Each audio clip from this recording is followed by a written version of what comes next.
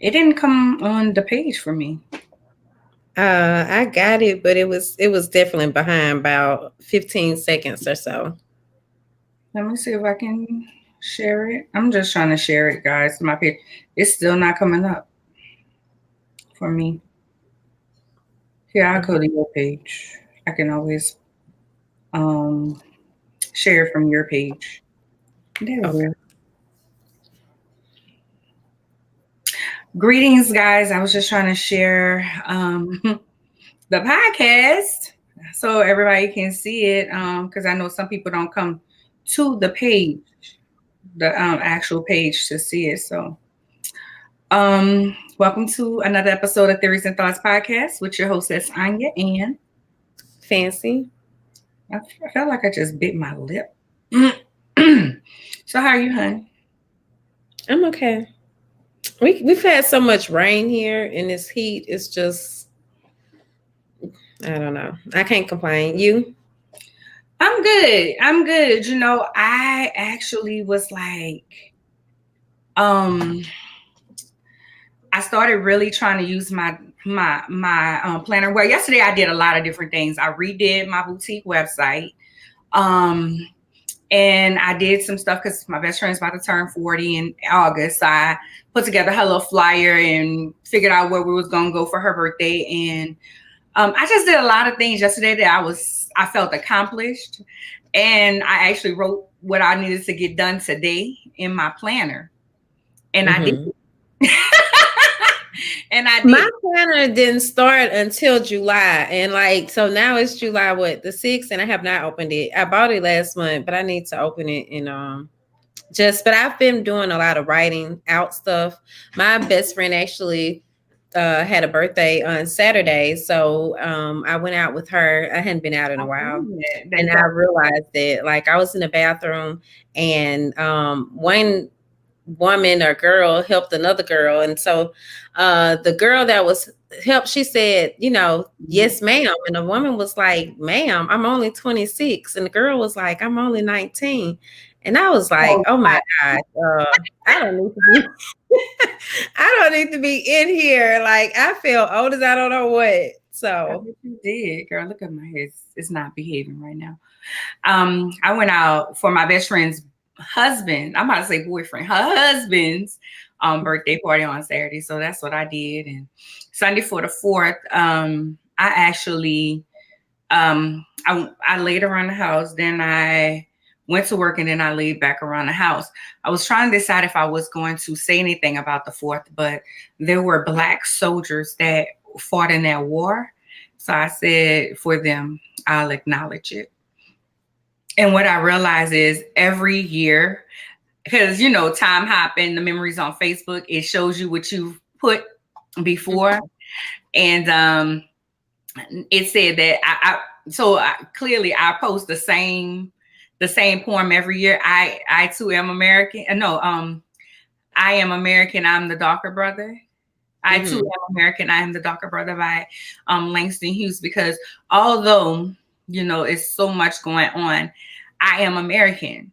Whether they want me here or not, I just feel like I am American. So I celebrate Juneteenth. And for those soldiers who did fight in the war, some on the British side, some on the American side, for their freedom, I salute them. And so that's why, so I did that. And I finished a book that I had been listening to cast. And I want to write, I think I'm going to write a piece on it, a thing. It was hard to get through. It Really? was really hard. It's by Isabel Wilkerson. Never heard of it. No. Well, Jamel was reading it, so Okay. Jamel. Well, I started the Little Black Book of Success or to Success. But this is the Black Women's Guide to Leadership. So I started listening to that on Sunday night as I was trying to go to sleep. And it's really good. I wonder if that's the book that somebody sent me. And somebody sent me a book on empaths. Oh, How to really? control your emotions and stuff. Yes. Apparently I am a super empath. I took an empath sensitivity test Test. today, and I got 32 out of 32. Oh, wow. Okay. And it was like, some people won't understand you, won't understand, why you don't deal with certain people because of your vibe, the vibe that they're giving off, and why you can't be around certain people and you just have you can't do that, And then I realized why so many times I've had people in my life that I just was like, I got to get from around them. And it were close people to me, people for years. And God moved them when I asked him to move them. So that was that. So that was what I did. And then I had Monday off from my full-time job. So Meg the Stallion has partnered with Cash App to give away $1 million, which is stock, $1 million in stock, is as a part of her financial literacy camp. I'm so excited about that because so many of us need to get into it, especially at a younger age. You and I have been dabbling in it. You sent me that you had got a dividend back. I was excited for you. I was like, what is she talking about? And then it took me a second. To say, oh, she's talking about stock. And I have a friend who calls me and say, hey, buy this, So it's really interesting. I'm not into gambling, and I feel like the stock market is gambling. But if she's teaching financial literacy and she's bringing it to the forefront, I'm all here for it. Definitely, especially 1 million. Can I get a piece of that so I can invest, Meg? If you're I think you're late because I think it's a great collaboration. And I was looking on the post that she made, and actually, like the latest date that I've seen, people were sharing the screenshots of the stock that they received. So most of it was about like $10, but it was like with Microsoft, AT&T, and it looks like she stopped on the 3rd. Unless it's something else going on. But that was the latest, the last screenshots that were dated. They were dated on the 3rd. So I don't know if she reached the whole, what was it? 10 million? 1 million. 1 million? Okay. But goodness, it had to have been a lot of people though, if she was doing it at $10 a person. So I don't know. Hi, Empress. That's just right. Yeah. Uh-huh. Hey, fancy sister. Speaking of Houston, the Turkey Leg Hut has released a dress code, and I wanted to pull up their dress code and let's talk about it. I feel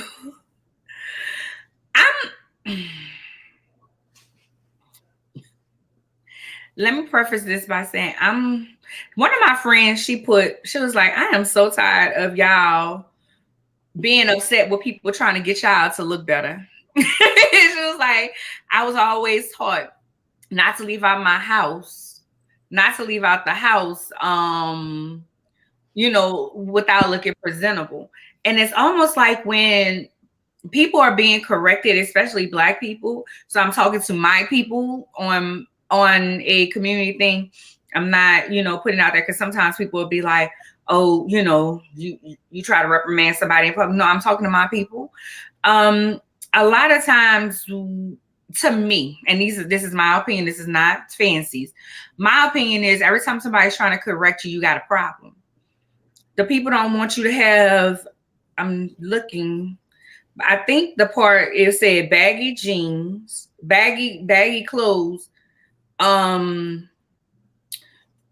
I think it said, okay, here it is right here. Found it. I should have had it already. Sorry. It says all body parts must be completely covered. No swimwear. No house attire allowed.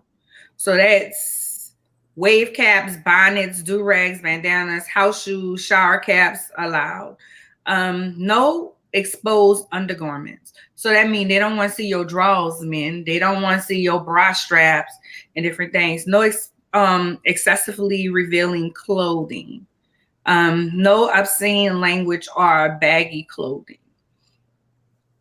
That's what I'm seeing right here. And I don't have a problem with that. I don't see a problem with it. And maybe I don't see a problem with it because I am of a particular age, but even when I wasn't of a particular age, I probably wouldn't wear those things, a swimsuit to a restaurant to go get some food. I definitely probably put a shirt, you know, put a cover up on, some shorts on, something like that. The bonnet hole situation just annoys me. I don't understand why people take such offense because somebody don't want you. Here's my thing. What bonnets, I always felt like bonnets was to preserve your hair. So if you out in public, and what are you preserving your hair for? Maybe that's just how I feel.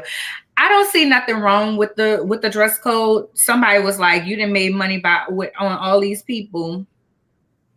You've made all this money on all these black people, and now you want to have an issue with the way they dress." And I'm like, maybe they're trying to change their image. I don't know.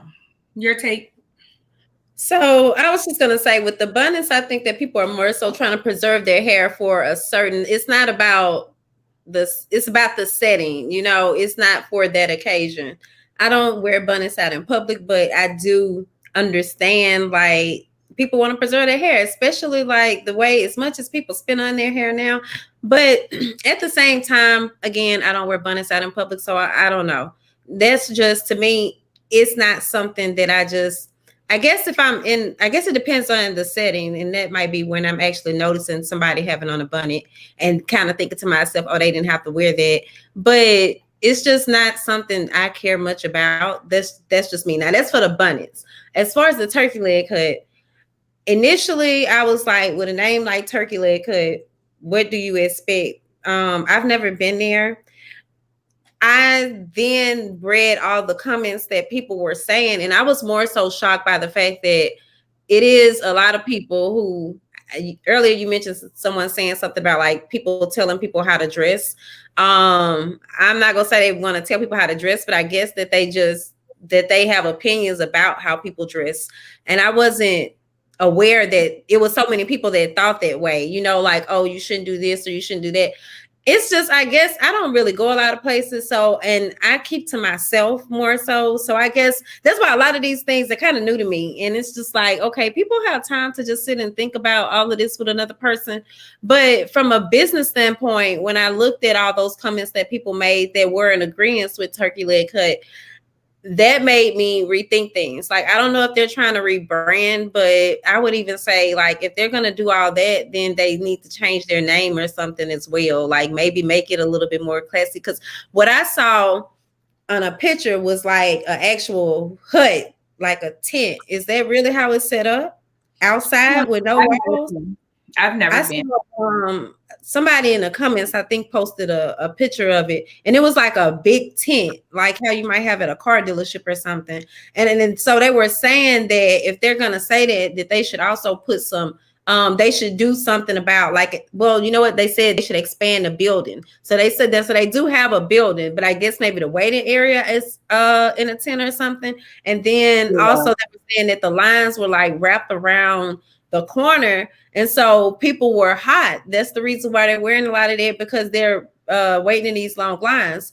And I think that needs to be addressed as well. You know, like you can, I think brands always have the freedom to rebrand, but if you're going to rebrand, also address the problems that, you know, don't just say, oh, we're going to put this out there and we're not going to look at anything else that our people are saying, you know, any other complaints that they're saying. So that's what I think about the turkey leg cut.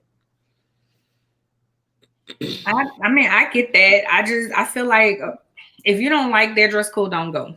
And I stand by. It seemed like our people always have a problem when somebody's trying to correct them, and then they get an attitude like, "Why are you trying to tell me what to do?" And why I can wear whatever I want to wear, and that's including the bonnets. I've been in a restaurant, this restaurant around the corner from my house that I go eat crab legs at, and people be in there with a bonnet on, eating crab legs.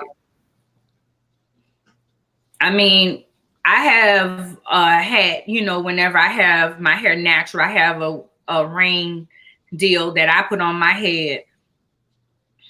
But does it also preserve? I mean, I'm just curious, but does it also preserve your hairstyle when you do it? but it's a ring thing that I take off when I enter a building.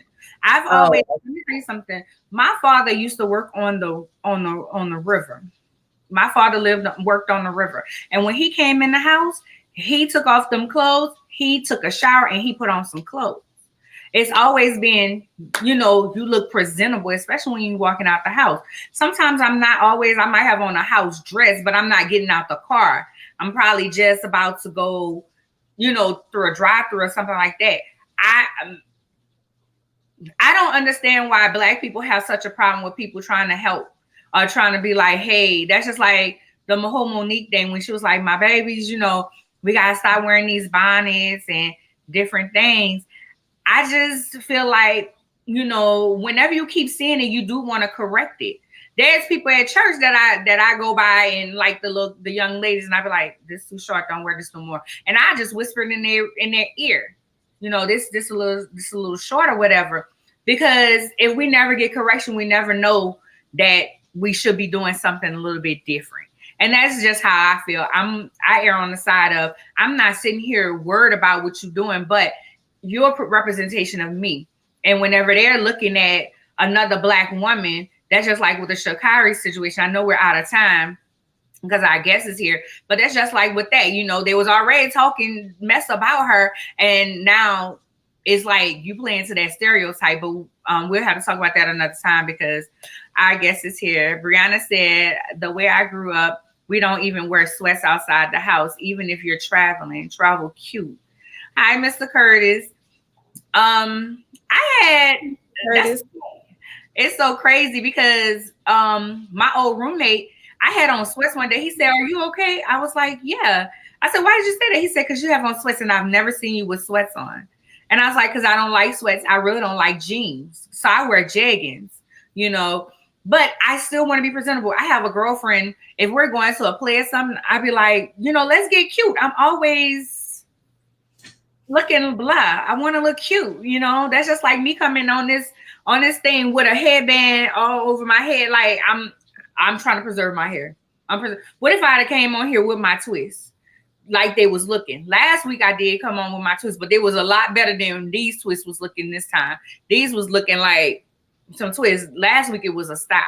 You know what I'm saying? It's just I don't know. I just don't care for being in other people's business like that. That's just me personally. But I just also, when I say I want to have freedom, I want freedom. I don't want people to just, I don't know. So it almost kind of makes me think about policing people's bodies. But in an establishment, if an establishment has rules, then I do believe in abiding by that. But let me go on and bring our guests in. Hi. Hey, Portia. Hi, how you doing? Good. Tonight's guest is Miss Portia. She will be talking about Black women and breastfeeding. So Portia is also a Ron Eagle, fancy. Ever high, all the time. I mean, like, I'm gonna have all my classmates on, but we have some really deep people who are doing some big things. So, Portia, go ahead and tell our audience who you are and what you do. Okay, my name is Portia Williams. I'm a registered nurse, and I'm also an international board certified lactation consultant. I have been working in maternal child health for the next month is 18 years. I became a lactation consultant because when I was having my baby, my first son was premature. It was very traumatic, and all I kept being told was that breast milk is best for him. Honestly, at 27, I had never seen a woman breastfeed. So I was like, what are you talking about? That's not how my family feeds. So as a mother, you want to do what's best for your child. Also, there was no one that looked like me that was telling me to do this. So after I was able to successfully breastfeed my son, I wanted to learn more about it.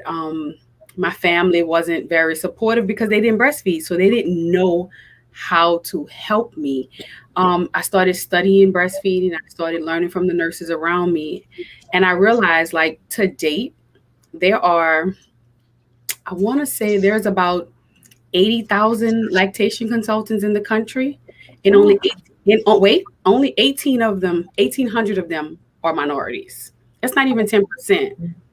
So that's an area of growth for African American women. On the flip side of that, if you guys have ever heard anything about the maternal mortality and morbidity crisis that's affecting women of childbearing age. Black and brown women of color are 3 to 4 times likely to die or have an adverse effect from maternal mortality and morbidity. So when you start looking at the big picture in states where women have high breastfeeding rates, they tend to have low maternal mortality and morbidity, which means women who are breastfeeding are giving their babies a foundation for greater health, and it's helping them have better health. So I started thinking about, if we can narrow the margin and inverse the relationship, then we as a culture can have better health. We have a lot of women that want to breastfeed, but the way we grew up and our cultural preferences stop us from breastfeeding. A lot of women are scared to breastfeed. We don't have a lot of positive breastfeeding role models. It's viewed as a burden. The formula companies have a lot of money, so their marketing is just great. So we want to empower individuals to give their babies the best. A lot of women don't know that breastfeeding decreases your blood pressure. It decreases obesity, allergies, asthma, diabetes. You burn 500 calories a day breastfeeding, so you can snap back really quick. Um, the maternal attachment, like when your baby comes out and lays on your breast, you're a safe space for your baby. It calms your baby down. It helps you bond. The term skin to skin, which is amazing for moms, is even better for dads. It helps dads form a paternal bond. Did y'all see that picture of The Rock with his baby with no shirt on, with all the tattoos, skin to skin? Bless your eyes. It's on Nola Baby Cafe Instagram. Please bless your eyes with that. But what it does for men, it increases their paternal attachment. It makes them more fidelity. It increases their chances of fidelity because it helps them bond with the family. Most of our education and our medical interventions are geared toward the mom and the baby. We kind of disclude the dad. So all of that helps the family unit bond better. If you look at statistics, brown and women of color are breastfeeding 3 to 4 times less. So we're getting sicker and we're breastfeeding less. So we need to inverse that relationship. How do you do that? You create a safe environment for moms to learn about breastfeeding. It's not sterile. It's not a doctor's office. You know how we are. We learn more on a Sunday evening at grandma's house or at auntie's house. Right. Places like Nola Baby Cafe, which is like a cafe. Prior to COVID, moms can come in, bring their kids. So number one, if I come to your house to do a lactation consultation, I can charge $75 to $125 an hour. So it's a financial barrier, right? Secondly, I'm a new mom. I have a small baby. I can't get to your appointment on time if you give me an appointment. So we have a window of time that you can just drop in. If I have other kids, stair-step of kids, and I don't want to, I have to find a babysitter for the kids and then get to the appointment, then late, and then I forgot something. So you can prior to COVID, you can bring your kids to the baby cafe. They can play with other kids. You meet other moms and you learn from other moms. So it's a peer-led activity with trained professionals kind of in the background for help. So a mom will walk in, why are what are you coming for? And they'll say, well, my baby's doing X. And a more experienced mom will say, oh, when my baby did that, I did this. And another mom will say, well, my baby did that, I did this. So it's light at the end of the tunnel. You're getting knowledge, but you're not being judged or talked down to. So it's just a safe environment. And there are women who don't know about breastfeeding. Like, honestly, I did it because I wanted to do it. And the more my mom told me not to, the more I did it. And the longer, is my son still breastfeeding? Yes, he's 3. Yes, he's 3. He's still breastfeeding. Yes, he's going to keep breastfeeding until we're ready. It's no one else's business how long I breastfeed. And considering everything that's going on, we want to give our kids any opportunity to excel, higher IQ scores, less asthma. My son who breastfed till he was 4, me and my preemie caught COVID. We didn't have any symptoms, but that child that breastfed till he was 4 was in the house with us, and he didn't have one symptom. He didn't have it at all. So it's greater immunity. It helps a bond. And it's just something only a mom can do for her baby. Like no one else can provide. That's mom's superpower. No one else can do that for a mom. So just and everyone wants to breastfeed. They just need the walls and the barriers broken down. I just did a lecture for Dillard called Disparities. Like there are things, it's not always in our reach. If I want to breastfeed, but my grandma didn't breastfeed, my aunt didn't breastfeed, and these are all the people that are my support system, and they're saying, I'm gonna watch a titty baby, then I might not breastfeed. And one thing we have to do, what I've seen in practice, is that if I'm helping a mom and the grandma and the Medea and the aunt are all saying, well, we didn't do that and you turned out fine, instead of back and forth with them, because you're not going to win, you ask them open-ended questions like, tell me how you breastfed, tell me how you fed her. Well, at Charity, they didn't do all that. And you have to help them mourn the fact that they didn't get that opportunity. So I'll sometimes say things like, you know what, that's our fault. As medical professionals, we were focused on what we needed, and we didn't give you that opportunity. However, we know better, and her success depends on you. And if we can help you help her, then she'll be successful. With my first son, my mama came to the NICU with the rice cereal. She was ready to give a child who wasn't even breathing right rice cereal, because that's just culturally what we do, right? But I kind of slowly, and that's stressful. That's the help you need. That's your support system. Some people have energy to go back and forth with this person who I need, so I'm just gonna give up and just do it their way. Because in our culture, it's disrespectful to do something different. Right. By the time my sister had her baby, my mama was in the room latching the baby like the lactation consultant. And my sister tells me all the time, if you didn't breastfeed, I wouldn't have breastfed. So it's just creating those positive images about breastfeeding, educating us about our superpower. One thing that I don't want to not say is that we wet nursed. While our babies laid on the floor, we wet nursed. Yeah. Like we nurse the slave master's kids while our kids didn't nurse. So now we're in a space where we can do that for our kids. It's our duty to educate and love on moms and give them the opportunity and the environment to be successful at breastfeeding. Well, I mean, it seems like you're very passionate about it. One of my questions was like, at what moment did you just decide that you were going to pursue this, just being a lactation specialist? But you answered that question. But now I better understand why, as passionate as you are about this, and the fact that you initially didn't know anything about breastfeeding. So it was like this whole new world for you, and that and what inspired you to pursue it. I didn't get to breastfeed with my kids. What I did was because I had 3 preemies, and I pumped. And so I wanted to know, do you think like the benefits that I know that pumping, they say that it's still good, but I'm certain it's not the same as breastfeeding. It's breastfeeding. The organization like Baby Cafe, the NOLA Baby Cafe is one out of 160 baby cafes in the country. And we've changed our logo to include pumping, because pumping is breastfeeding. And they're also trying to, use the word chest feeding, because you have moms who've had mastectomies that can't breastfeed. So what they'll do is use a little tube and tape it to their chest and feed the baby through a supplemental system. So they're moving toward chest feeding. Any kind of milk that you get, any drop of milk that you get to your baby is considered breastfeeding. And you mentioned preemies. Another area of concern for the African-American community is that we have a lot of preemies, right? And there's something called donor milk, where in the beginning, as mom milk supply is coming in, certain babies meet criteria to get donor milk. In our culture, it's taboo to get donor milk. The milk is pasteurized. It's safe for the baby. Sometimes it's a process to get moms to want to utilize the donor milk, when the studies show us that babies who get donor milk do better than babies that get formula.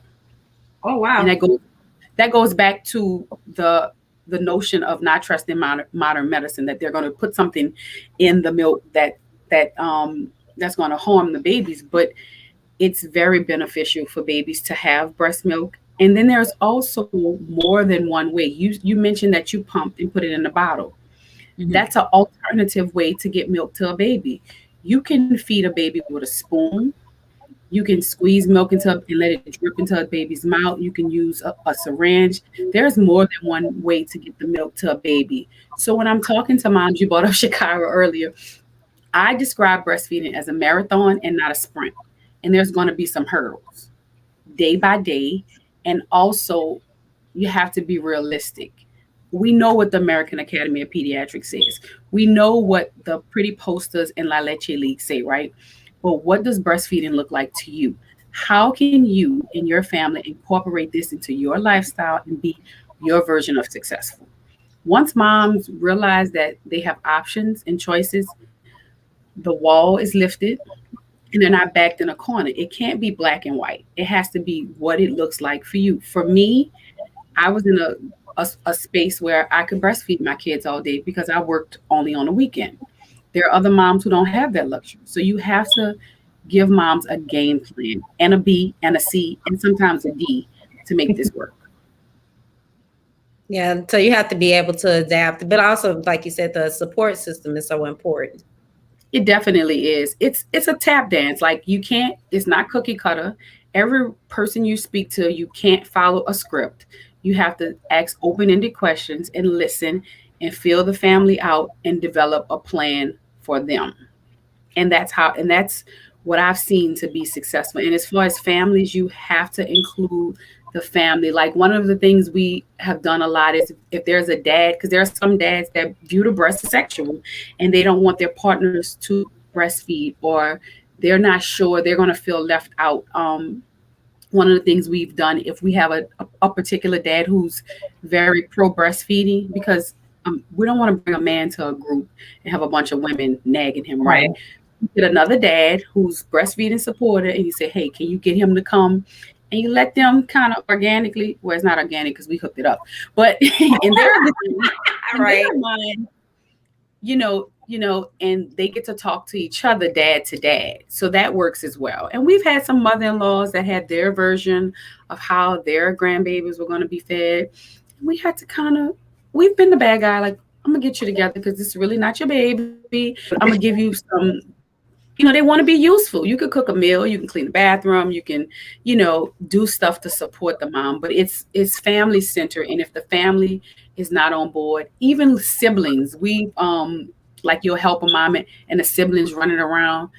If it's a toddler who's just very active, you give them a job. Like one time I was like, hey, mommy gets thirsty when she nurses, right? So you are the water police. It's your job to keep her water and get snacks. And the next time that baby came out, the family came, I was like, how's your job? Oh, I make sure mommy has this. So you have to just find unique ways to incorporate the family into everything.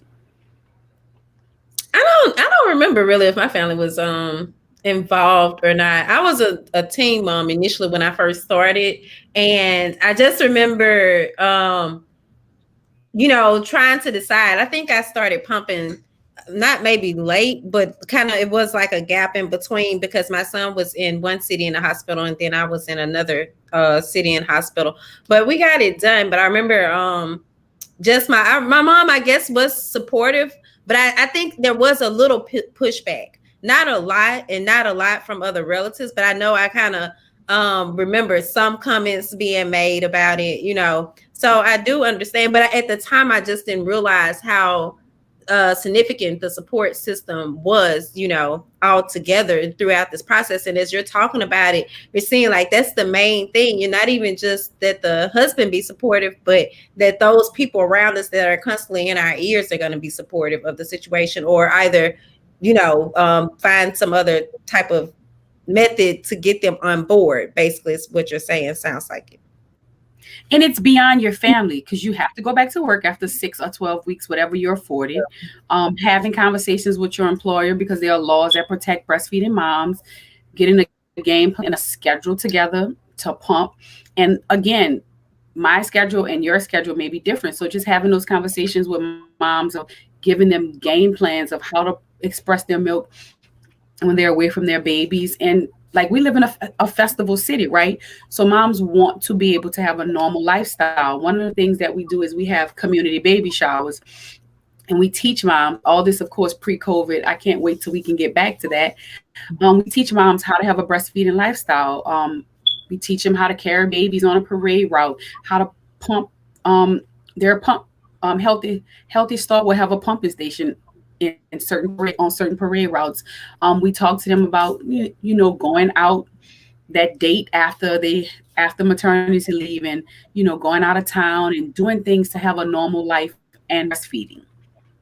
And we talk to moms about that as well. It's a social stigma with breastfeeding and taking your breasts out to breastfeed in public, but we live in a city where we can show our breasts for boobs. So it's like it's contradictory. We have to support these moms. Right. I want to, well, Anya, I'm sorry. Were you about to say something? I was trying to. No, go ahead, girl. I don't have no kids. I'm just listening. Oh, I just wanted to acknowledge some of the comments. So I see Calandra D. Valentine said, "Hey, Portia," or Miss Portia. And then, Tayshawn, I love you, Portia. And she also said, "Women are magical." And then the priest was saying her husband used to just look and ask her 1,000 times, "Do it hurt?" I didn't know that you breastfed either, sis. So that's interesting right there. And that's a stereotype. It's not supposed to hurt. So if it's hurting, that's an opportunity for a lactation consultant or someone to teach the mom a better technique. And I'm glad Tayshawn popped in because she reminded me something of the mentorship opportunity. Because you're breaking up. There are not a lot of opportunities for if you're not medical. Yeah. Are we good now? It sounds like to say a little more. Can you hear me? Yeah. Okay. It may be so Tayshawn is one of she was our intern when we started 5 years ago, and she worked with us and we mentored her, and now she's a certified lactation counselor. There are sometimes we get a lot of moms who come in for help and they develop a passion for it, and if it's opportunities available, we do fundraisers and scholarships, and then they turn around and work and become birth workers in the community to help women like they were help. So it's a lot of opportunities in that area. That's beautiful. I know my day job at Bank of America, we have a breastfeeding room.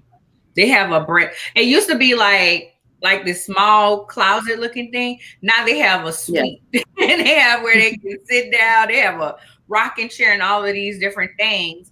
My church even have a place where mothers can go and breastfeed. So I'm glad that the places that I go most of the time are very proactive when it comes to that. What do you say? Because my thing is, I know a lot of mothers may not be comfortable with it because, people, there's always this, why is she breastfeeding? Oh, she's scared. And, I was talking to someone that work with me at another job, and she was just like, just to know that I had a child underneath a blanket right here breastfeeding, the guy just got all nervous and stuff. And it's like, I don't understand why you're getting nervous. It's breastfeeding. Maybe because I'm a woman. It's a social stigma, and as women, we have to support other women and eradicate that. Ironically, you get more flack from women than men about breastfeeding. And it's to each his own. Everyone has to have their own level of comfort. I was an extended breastfeeder. So after about 6-7 months, that child it was popping off. My son would come up to me and say, "I want milky," or when he was in pre-K, he told his teacher, "I want milk," and she bought him milk. He was like, "Oh, no, milk comes from mommy." And, she was like, "Are you still breastfeeding?" I was like, "Yeah." She was like, "Okay." So it's okay to breastfeed past a year. It's really mom and baby's comfort level. If you're not comfortable exposing yourself, you have every right to cover up. However, the public doesn't have a right to judge you or ostracize you for giving your baby what's best. Nobody's judging people for eating those McDonald's fries that's killing all of us. So leave these moms alone.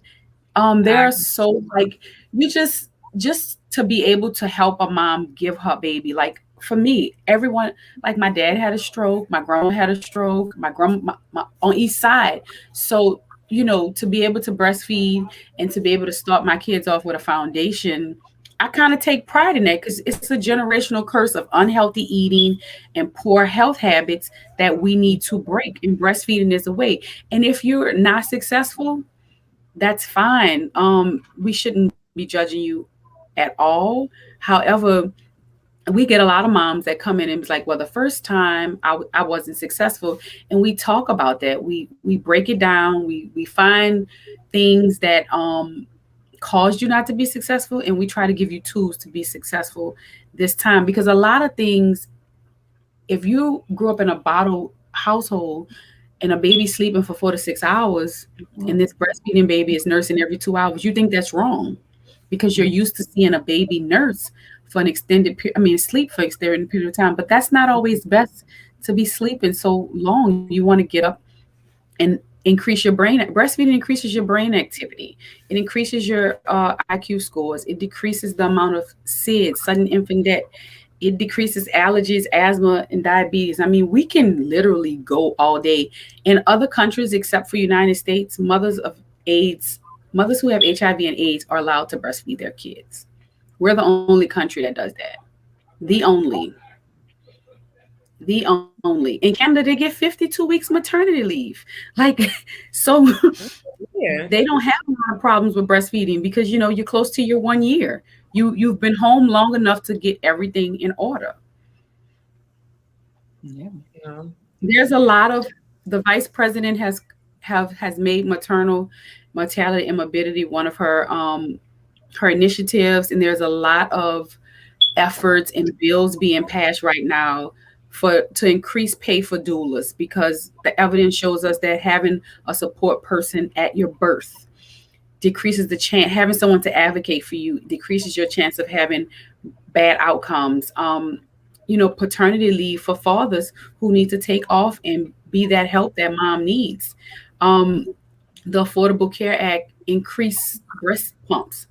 The insurance companies pay for breast pumps now. Like you don't have to. A breast pump can be $350 to $500 if you want to get fancy. So there are a lot of things in the past 5 years that between the government and just outreach to increase breastfeeding, we just have to educate ourselves and support moms. I was lucky enough to tandem nurse.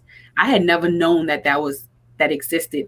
Tandem nursing is nursing two kids or like twins or nursing sequential kids. It wasn't a plan. It just happened. Like I forgot to stop breastfeeding and I looked up and my 19-month-old was 19 months and the new baby was here. And I was like, well, what am I going to do? And my lactation consultant was like, feed them. And I was like, how? And she was like, together. And I told my mom, I was like, hey, don't bring the 19-month-old to the hospital. Like the whole time I'm in the hospital, just keep him home. What mom listens?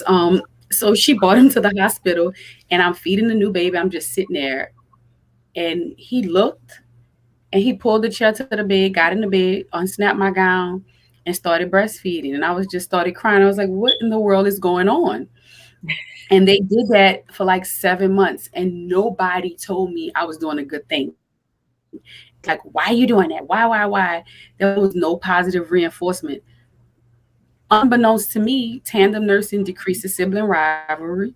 It increases the bond. Like every now and then, like as the baby got bigger, he'd be holding the baby hand, and everyone else thought that was weird, but it was natural, and it really helped me because I had my blood pressure was high. So breastfeeding kind of calms you down and decreases your blood pressure. And it really helped me. And I didn't know that, but thank God I did it. And they nursed, my oldest nursed till he was 2, and my baby nursed till he was 4.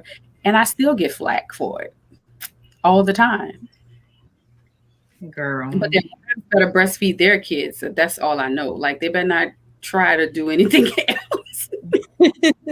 I know one of my coworkers, she breastfeed, but I thought she did stop in between babies. She stopped. And sometimes you have to stop because sometimes the breastfeeding will cause contractions or premature labor.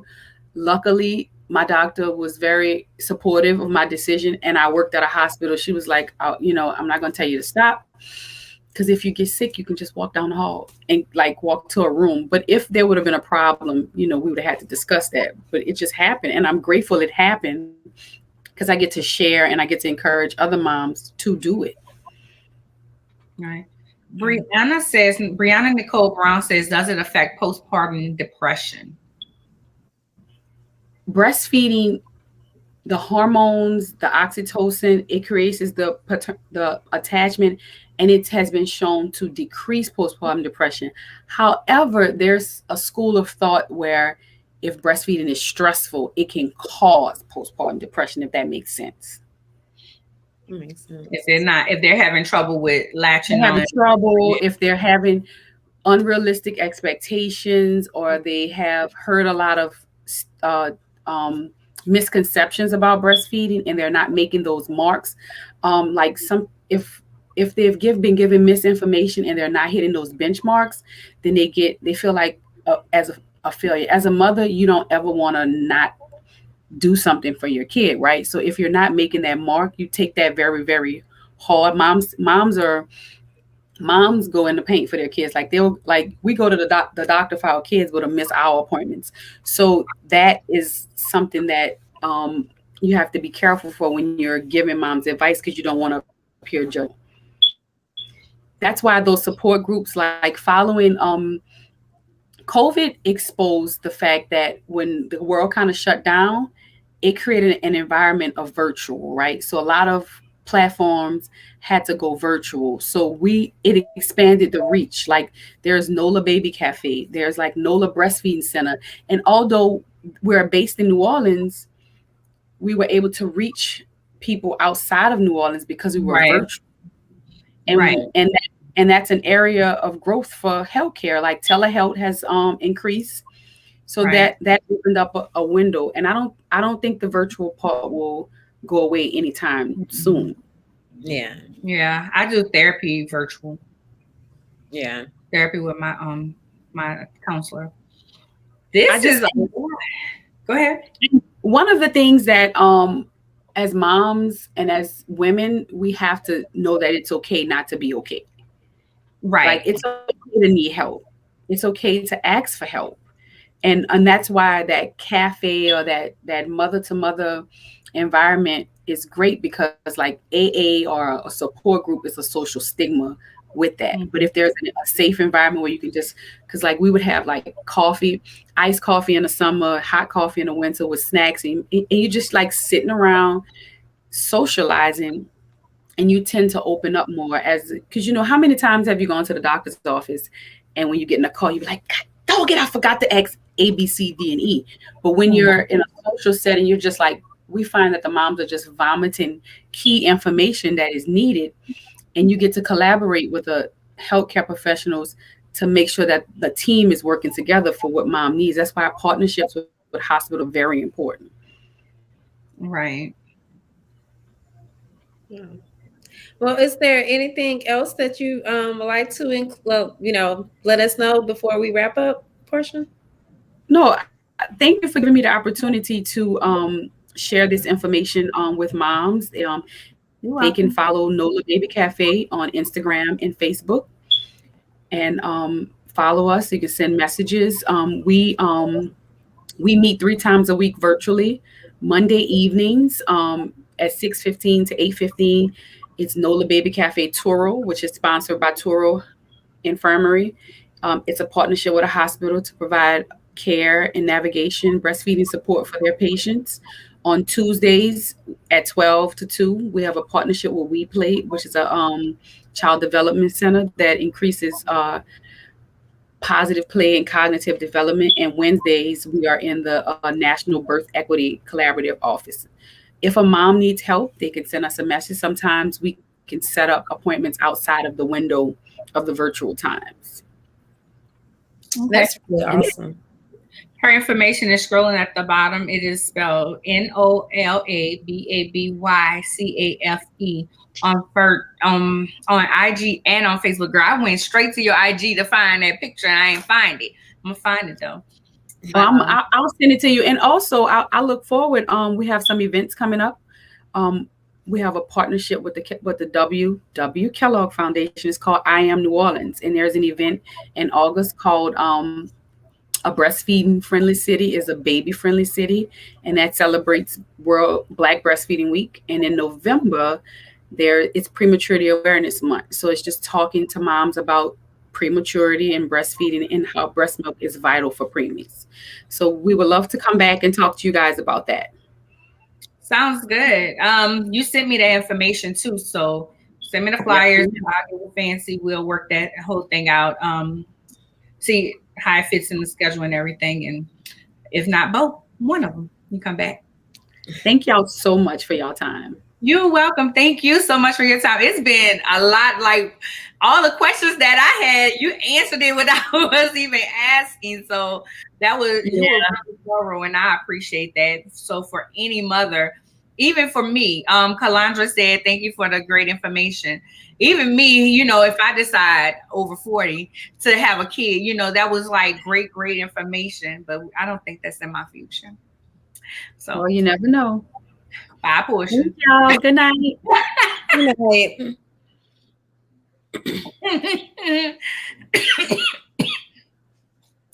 I don't know where this cough coming from. I ain't taking my sinus pills. That's what it is. And it started raining. You said it was raining there. It started raining while we were on. So the change in the weather always get me sick. Anywho, Portia was such a great guest, you guys. I hope you guys got all that information. Follow her. Follow the page, Nola Baby Cafe, on both Facebook and IG. I'm following, and we'll be sure to give you guys the information of the 2 events that's coming up. Excuse me, as well.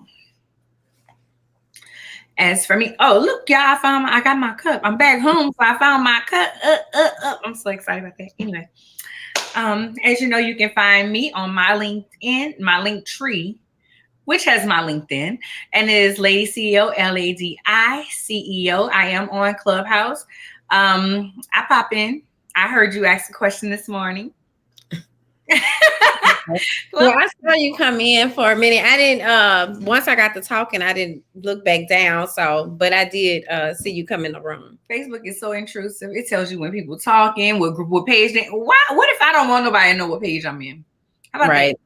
It's gonna tell it. If you following them, it's gonna tell it. So you guys can find me there. I did just do a whole revamp, well, kind of a revamp on my website for Miss Dane's Boutique. So you can find that link also in my Linktree. Fancy. So you all can visit my website, my media site, swagger.net. That's SWAGHER.net. Also on all platforms, I am Fancy Swagger, and my Linktree is Fancies with an S Thoughts. As well as I am also on Clubhouse. So I'm trying to get back more into it and start. I don't know. I want to moderate my own room in time, but I'm just preparing for that. So give me a follow if you are on there, and I'm trying to follow people back as well. And I think that's everything. Cool. Yeah, I haven't been listening because I wanted to get through with that book, and then I have another book by LBJ. What's this woman name? Ruth Bader Ginsburg. In her words, I'm trying to get through that also. So I haven't been able to listen to that. I haven't been able to listen to my podcast, anything. Also, you guys know that we are looking for sponsors of different segments of the podcast segments and of the talk show. We did complete our season number 2. So if you are interested, send any suggestions, or you can email us at theoriesandthoughts@ladyceo.com. If you're interested in sponsorship, we'll send you the information. It's on the low. I feel like it's on the low. So take advantage of those offers. Anything else fancy? No, that's everything. next week we will have Denise Carson, if I'm not mistaken. Yeah. She has a book that she'll be telling us about, and what made her write the book is really interesting, and I'm really excited about that. So you guys catch us is something about doubt and fear. Getting past doubt and fear. So if you're dealing with those things, you come right back next Tuesday, 7 p.m. Central Standard Time. Bye. Bye.